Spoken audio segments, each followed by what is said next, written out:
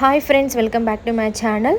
మేము ఈరోజు మియాపూర్లో ఉన్నటువంటి కాళీమాత వద్దకు వెళ్దామని అయితే అనుకున్నాము. సో ఇది దేవత మాత్రం రోడ్డుకే ఉంది.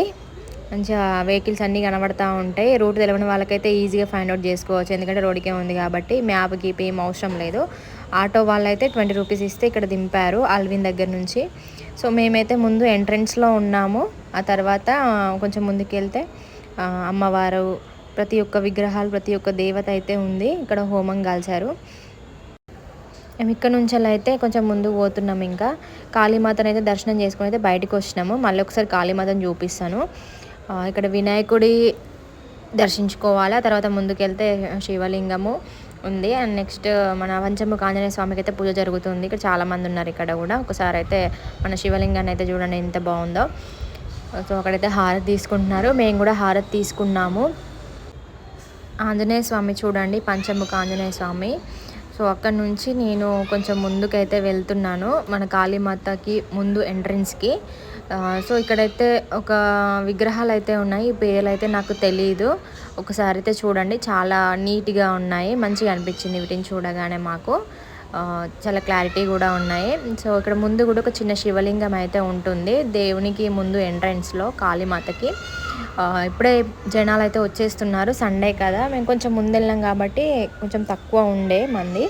సో ఇక్కడ నుంచి చూడండి ఎంత బాగా అనిపిస్తుందో అమ్మవారు. అప్పుడే చాలామంది వచ్చేసారు. సో చాలా మంచిగా అనిపించింది, మాకైతే చాలా హ్యాపీనెస్ అనిపించింది అక్కడికి వెళ్తే. సో మీరు కూడా మియాపూర్ చుట్టుపక్కల ఉంటే కంపల్సరీ విజిట్ చేయండి. చూడండి లోపల ఎంత బాగుందో. సో ఏదైనా కోరికలు ఉంటే ముడుపు సో అక్కడ ముడుపు అయితే కడతారు. సో ముందైతే ఇక్కడ 2 విగ్రహాలు అయితే ఉన్నాయి. నాకైతే అంత క్లారిటీగా అయితే తెలియదు. మా ఆయన అయితే కొన్ని వాటర్ పట్టేస్తున్నాడు. సో వాళ్ళు కొంచెం పక్కకు పంట రాగానే ఇంకో అమ్మవారు అయితే ఉన్నారు. ఆ తర్వాత నాగదేవత కూడా ఉన్నారు పక్కన. అక్కడ అన్ని దేవుళ్ళని దర్శించుకొని అయితే మేము ఇంకా బయటికి వెళ్ళాలి. ఇంకా చాలా ఉన్నాయంట అదే వేలో చూడడానికి. ముందుకైతే వెళ్ళాలి. ఒకసారి చూడండి ఎంత బాగుందో అమ్మవారు. పక్కన ఉన్నటువంటి మన భవానీ మాత, రేణుక ఎల్లమ్మ, ఇంకా చాలా అంటే చాలా ఉన్నాయి. సో ఒక 1 అవర్ 2 అవర్స్ పడుతుంది మెల్లగా. మేమైతే దేవునికి అయితే మొక్కుతున్నాము.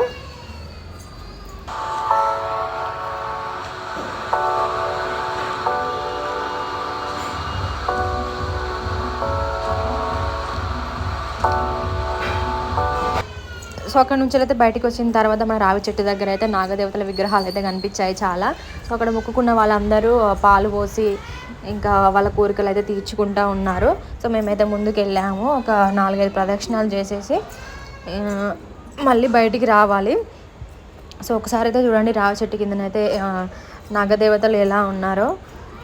జంట నాగులు, ఎక్కడ చూసినా జంట నాగులే ఉన్నారు అమ్మవారు. సో మొత్తం బయటకు వచ్చిన తర్వాత అయితే పెద్ద నాగు పడగలు అయితే ఉంటుంది లాస్ట్కి.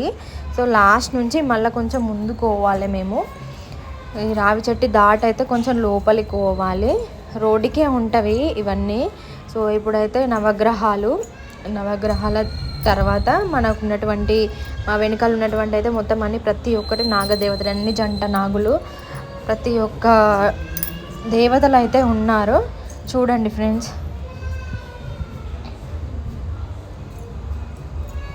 సో బ్యాక్గ్రౌండ్లో అయితే మన డిస్టర్బెన్స్ వస్తే ఏమనుకోవద్దు. మా పక్కన ఉన్న పిల్లలు అయితే ఏడుస్తూ ఉన్నారు. సో రోడ్డుకి అయితే ఉంటుందండి, మీరు ఒకవేళ నియర్ బై ఉంటే విజిట్ చేయండి. మాకైతే చాలా మంచిగా అనిపించింది. ఇక్కడైతే ఎల్లమ్మ తల్లి అయితే ఉంది. సో ప్రతి ఒక్క నాగదేవతను ఒక్కసారి చూడండి.